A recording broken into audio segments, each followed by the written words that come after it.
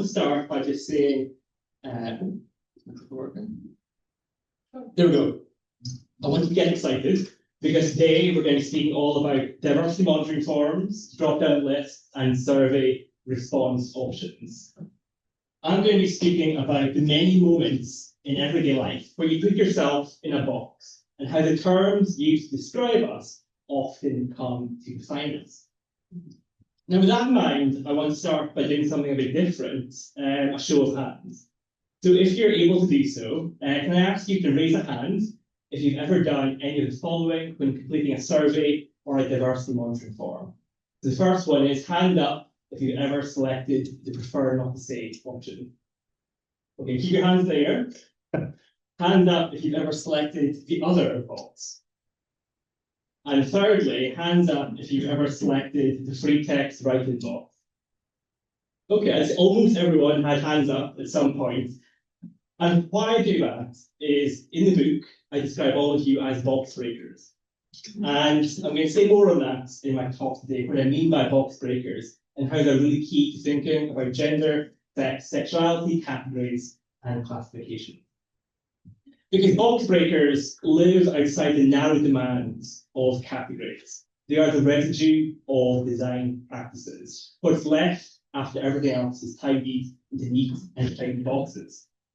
So in my work on gender, sex, and sexuality, I'm talking about the bisexual with a partner of a different gender, the questioning queer, the person who falls between all these categories and labels, and the many others who just don't want to pick an option.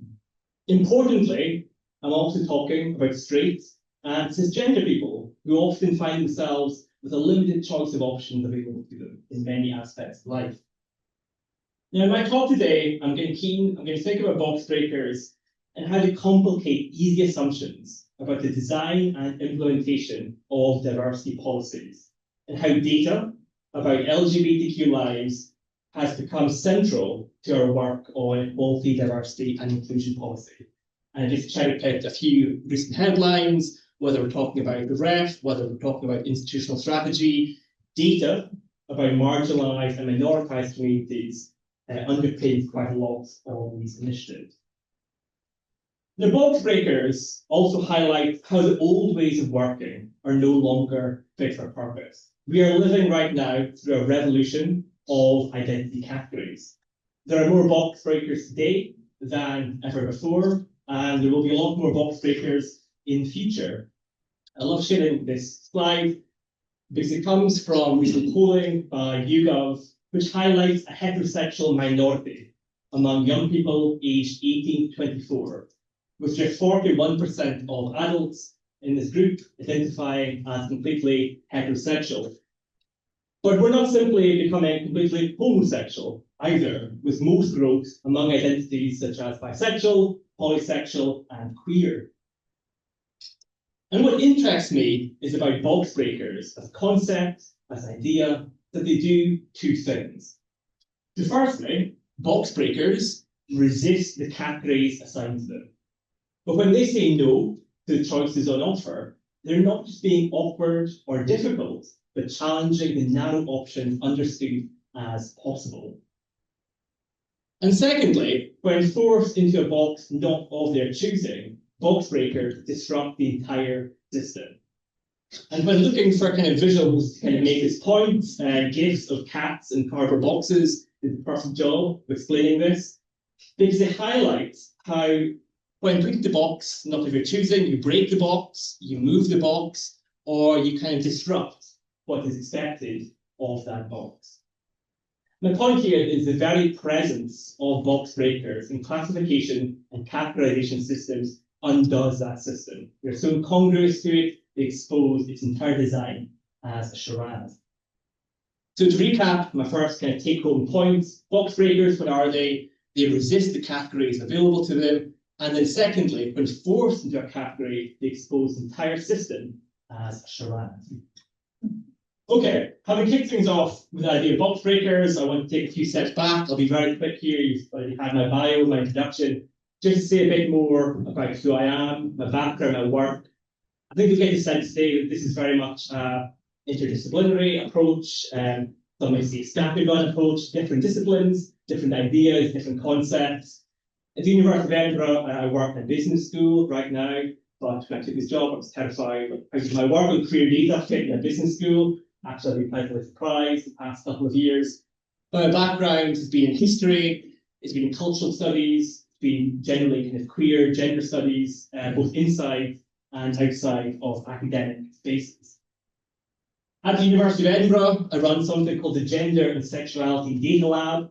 This launched last year, and it's an initiative that kind of brings together scholars, doers, practitioners, activists engaged in critical work on gender, sex, and sexuality data.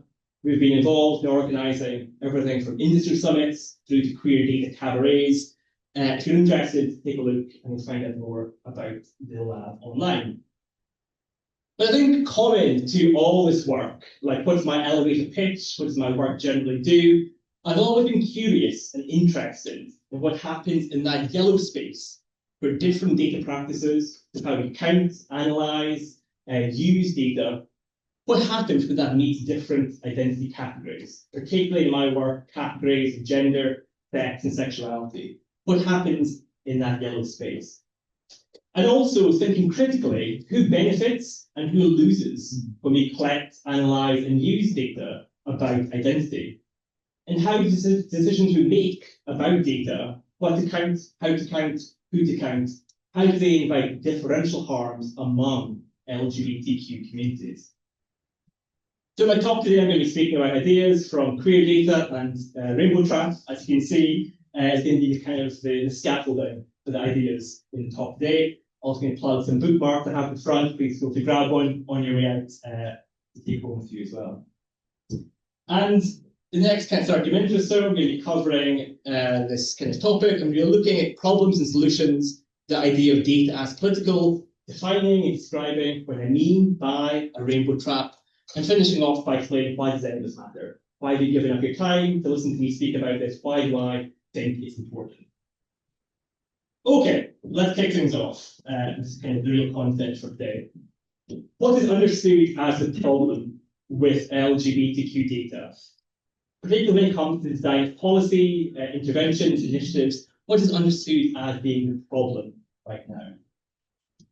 In my work, I find it helpful to think about problems and solutions, the way to kind of make sense or think through, particularly work on policy in this space. And my kind of approach is very much informed and influenced by scholars such as Karabachi, who describes how policies, whether it's diversity policies, any type of policy, doesn't just simply tell us about problems, but policies also produce problems.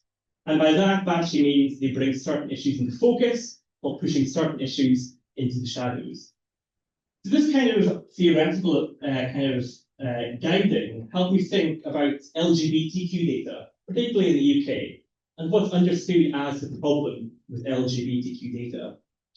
Well, often in discussions about data on gender, sex, sexuality, particularly on LGBTQ communities, the problem is presented to us as being about missing data and misrecognition. So when something goes wrong, it's the fault of the tools or the methods. They're simply not accurate enough, not detailed enough, and it couldn't reach those hard to reach groups. Something is wrong with the method. This is the kind of account of the problem that's presented to us. And this problem means that people's gender, sex, sexuality, or relationship status is not recorded in the ways that align with how they want to be seen in the world. Now, we see this happening in online spaces. I do a lot of work on digital tech, but also offline spaces. We've seen these discussions around birth certificates, around passports, ID cards. This kind of idea of misrecognition is very much the framing of the problem.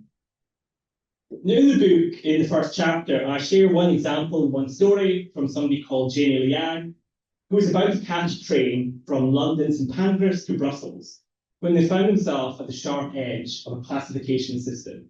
So Jamie was passing through the scanner at St Pancras when it beeped.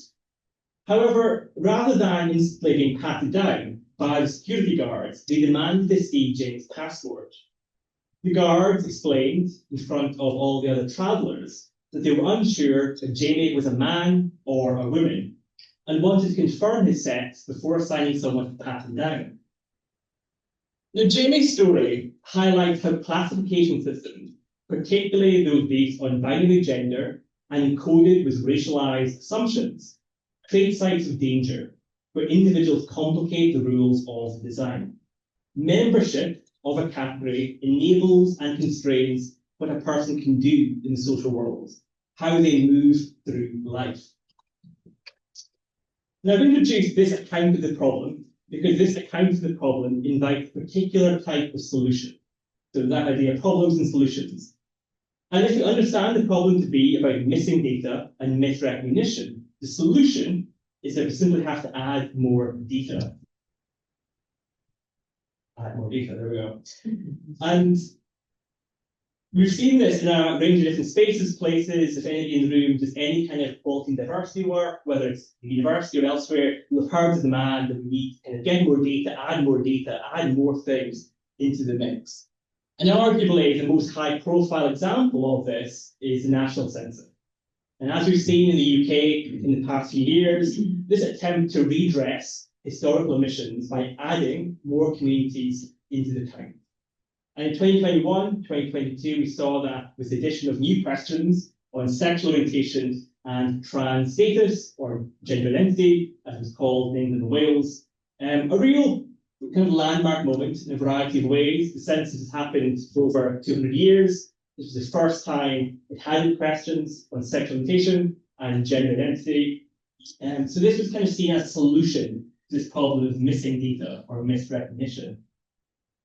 As you can tell, whether from my accent or from the blurb, I'm based in Scotland. My work is very much situated in that context, and this was the data we had for Scotland. So the census told us that 4% of the population, aged 16 over, identified as lesbian, gay, bisexual, or sexual orientation other than heterosexual, and 0.4% identified as trans or as having a trans history.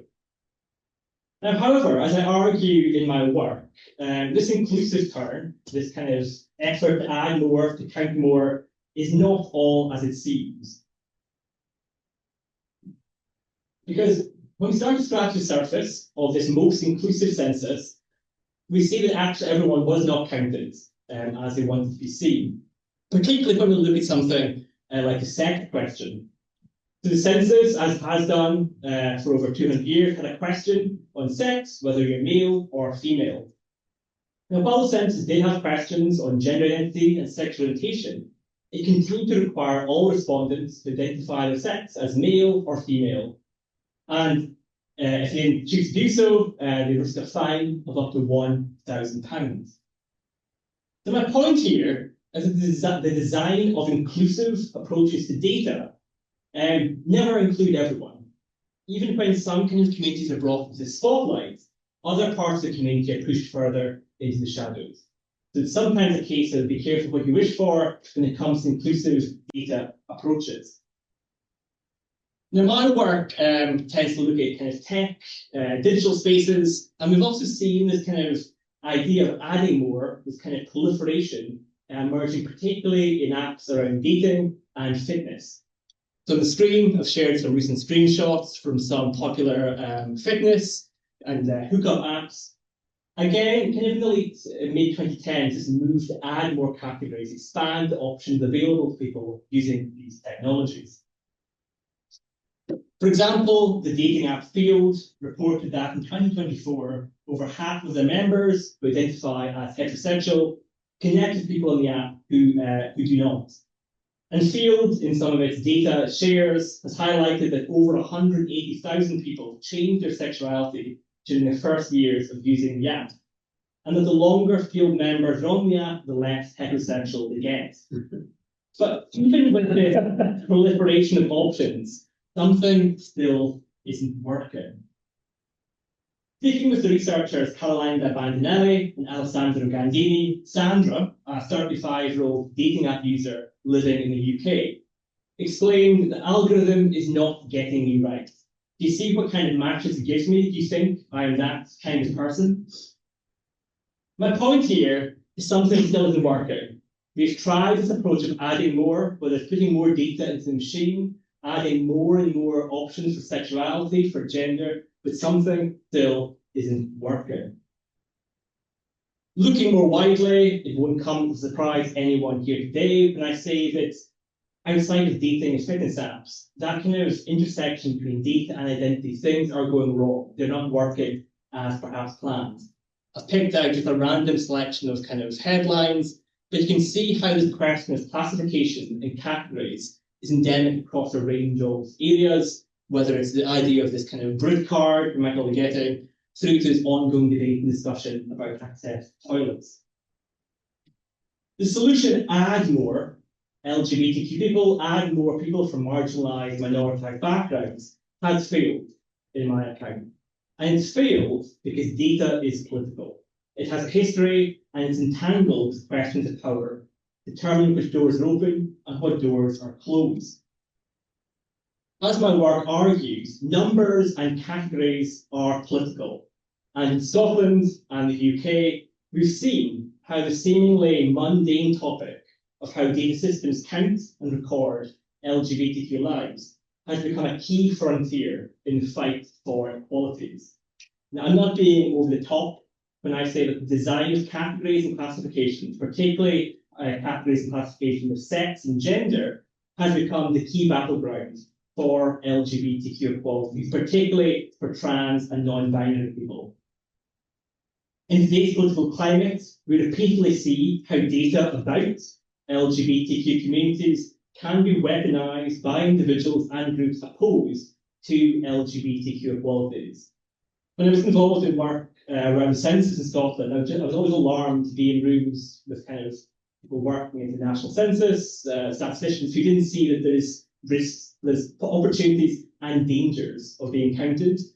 And we're seeing something like the US context right now, how data on the side of the trans population can be weaponized in ways by those opposed to trans equalities. And I've explored this topic in more depth in a recent article for the Journal of Gender Studies, where I look at how efforts to erase trans people from existing in data systems, administrative practices, has become a key strategy of the UK's anti-trans movement, something I describe as trans exclusionary data activism. So something that we might assume to be this kind of dusty, bureaucratic, administrative system is anything but. It's extremely political and it's increasingly the site of these debates and deliberations around who counts. So yes, my point is something isn't working. This account of the problem, the solution that follows the problem, something is not working. So today I want to propose an alternate account of the solution that moves away from simply adding more LGBTQ people. I want us to think more critically about the situation and ask actually fundamental questions about how data is constructed, analysed, and used. It requires us to think about the idea of inclusion in data and how a requirement to be classified to putting yourself in a box is a precondition of being included. But this demand doesn't work for everyone and catches many LGBTQ communities in what I describe as a rainbow trap.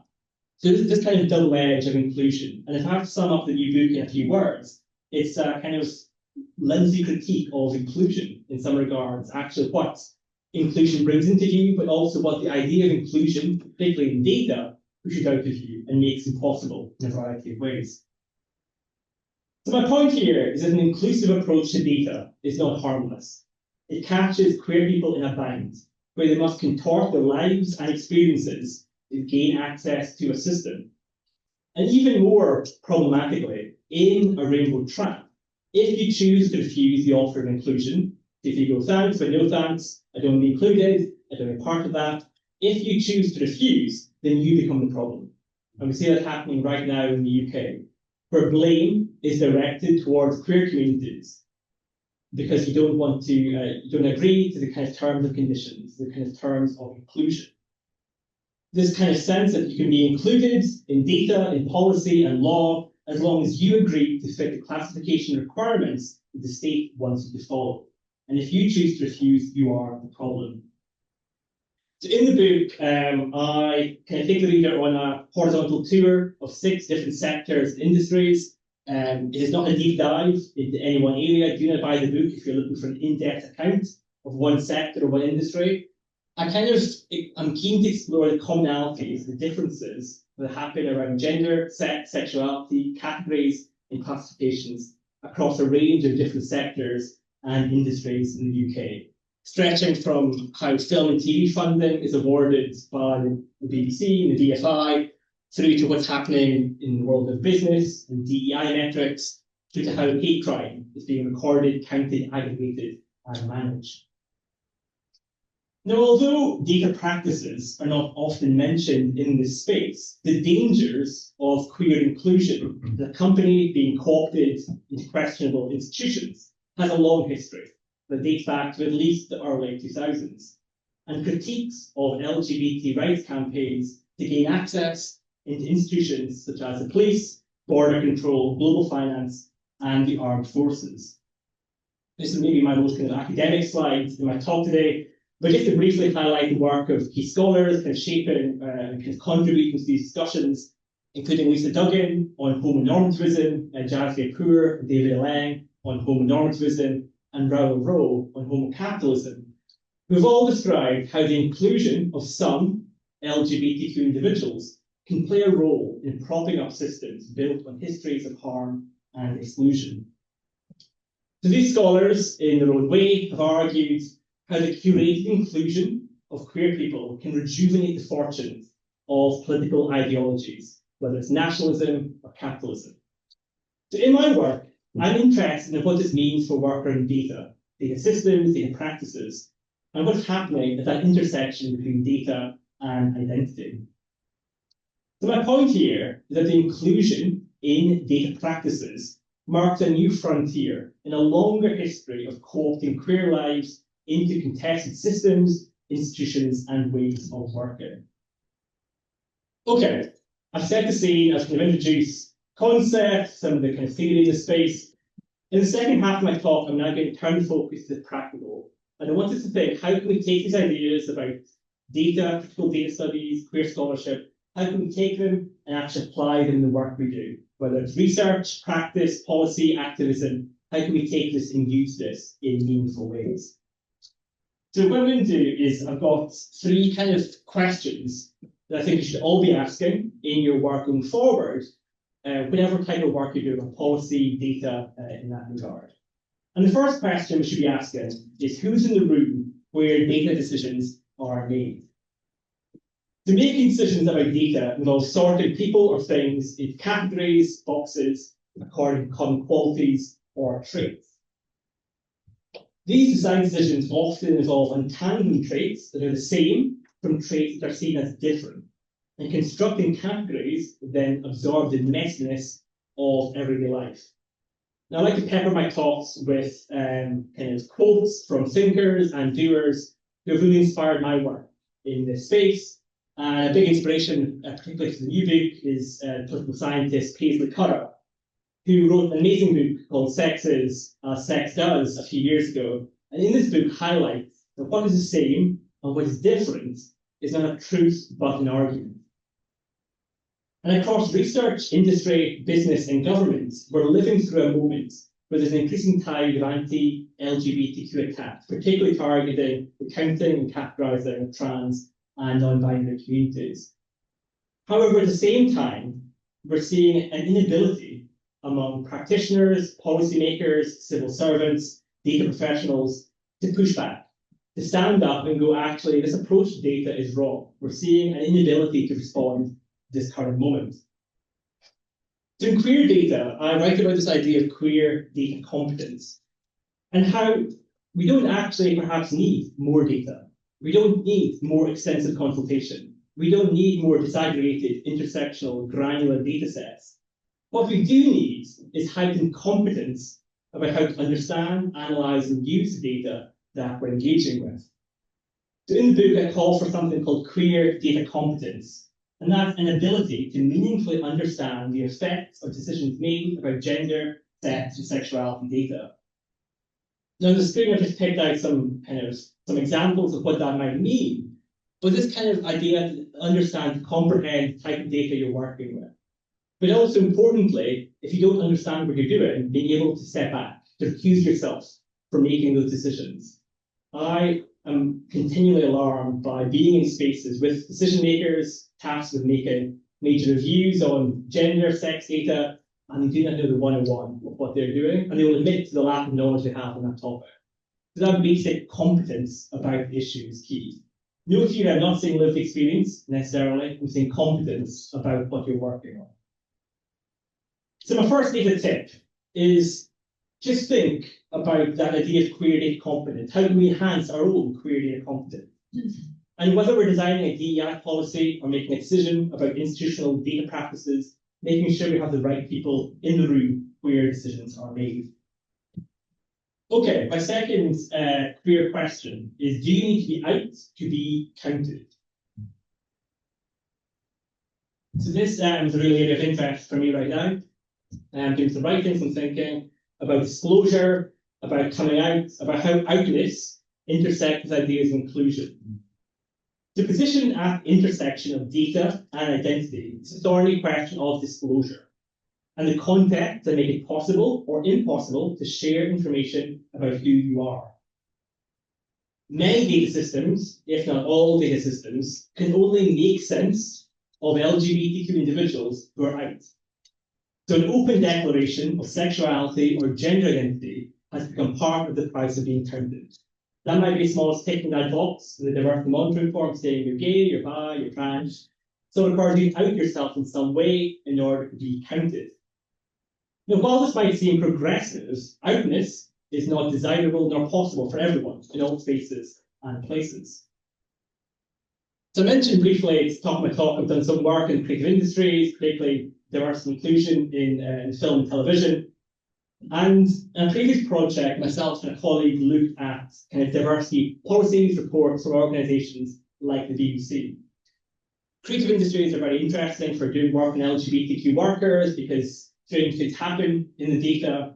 And we noticed when looking through the BBC's diversity monitoring policies, the data was kind of doing weird and wonderful things. So you can see in the kind of slide on the screen, the middle column is the current composition of the workforce in 2019 along race, gender, disability, sexuality, and then 2020 is their target.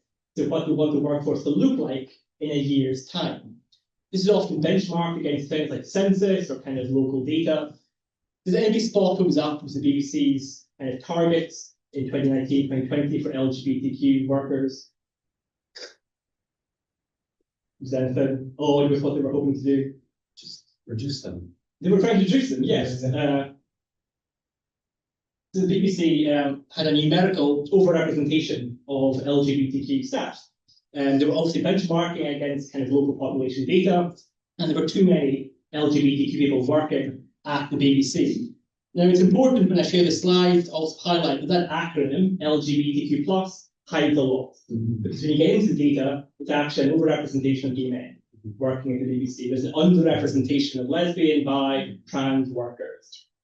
So again, this sense of this benchmarking, this numerical diversity approach has limits. It wasn't working as planned.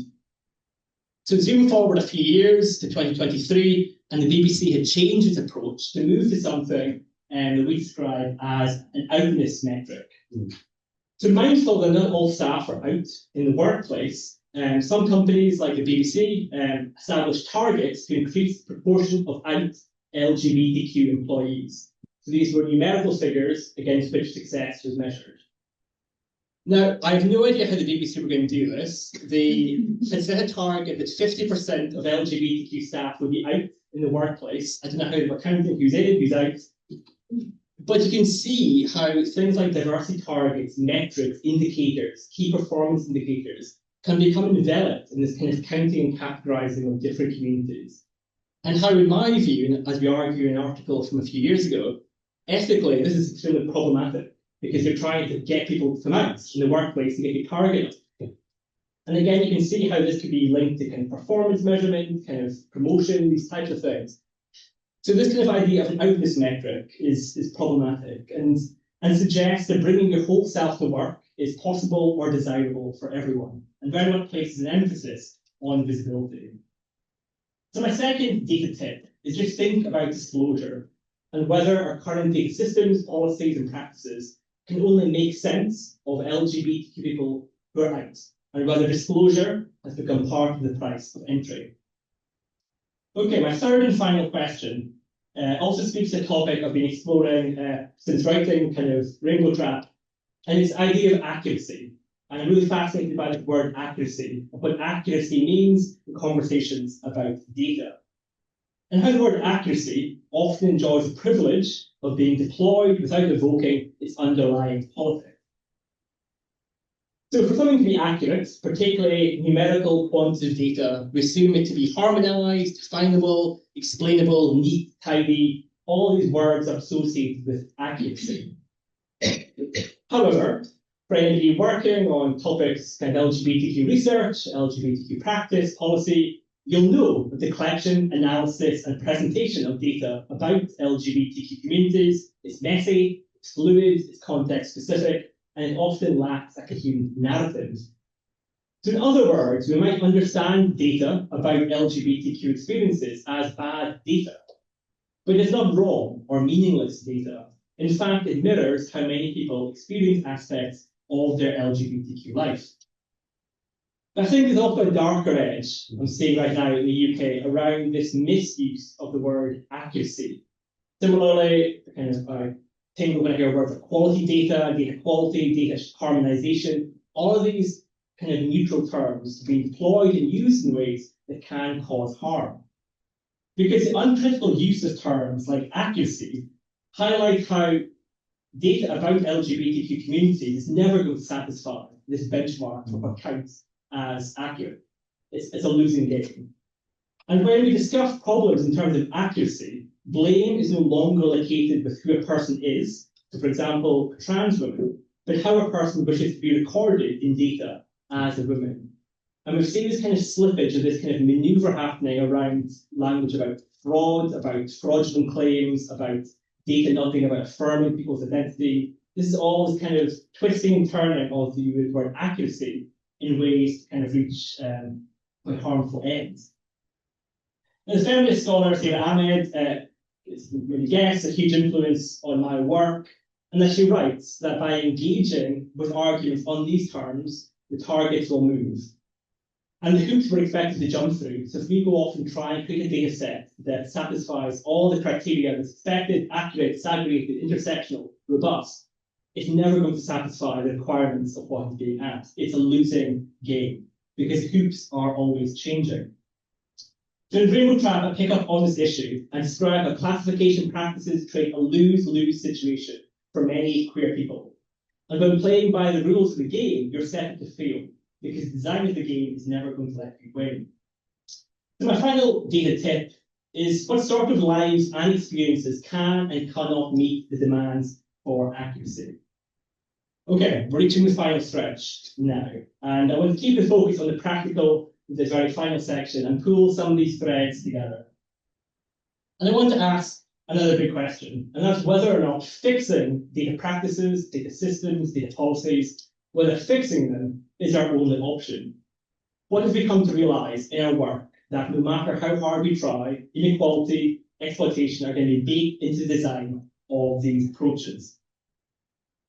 The tech scholar Anna Lauren Hoffman has described how inclusive data sets and data input fields can celebrate narrow technical update, some of the harms that can accompany an inclusive approach, and how it can give the impression the problem's under control, but it's being dealt with, being handled, actual software preventing more meaningful work from taking place. Also in my work, I very much query whether inclusion is the best we can do. It seems a fairly unambitious objective in terms of work. Because inclusion is just one of many possible objectives. It can be a stepping stone to something bigger, or for many of these project policies initiatives, it can be the end point. But just think about what the objective is for the work that we're doing. Okay, so why does any of this matter? Well, not to be the killjoy or the data killjoy party, but when we talk about inclusive approaches to data, we have to think about the good and the bad. And writer Travis Alabanza observes, all categorization has achieved is the creation of more boxes around gender fittest within, rather than being a tool to smash the richness of those boxes. So I want to conclude by just reminding you of those three quick questions. Who's in the room where decisions are made? You have to be out to be counted. And what do we really mean when we talk about inclusive approaches to data. I also wanted to keep us in mind the many lives and individuals who fall between categorical cracks. Because by saying no to choices presented, you're not just being difficult or awkward, but you're actually highlighting the narrow options understood as possible. So for those in the room who had their hands up at the start of the talk, as box breakers, existing as a box breaker means your unwillingness to align the existing classification rules means that just by existing, you are disrupting the system and helping expose its entire design as a charade. So to kind of conclude, in my talk, they've seen heads in the room nodding, kind of seeing some of their maybe their lives and experiences, those friends, family reflected in the examples shared today. Sometimes I do these talks to crowds that are maybe less receptive to these ideas, and they think my approach, my views in queer lives, overblown, and being hyperbolic, being over the top. To that latter group, I often ask them to imagine how it feels when you're assigned to a category not of your choosing. When membership of this category closes doors that should be open to you, and how a broken classification system is not just bad for queer communities, but bad for everyone else. Because all categories are qualified and contingent on the whims of who decides. So my ask is that whatever work you're doing in the space, you go out and you build systems for those who subvert and those who choose to refuse, and you build systems for the box breakers. Thank you.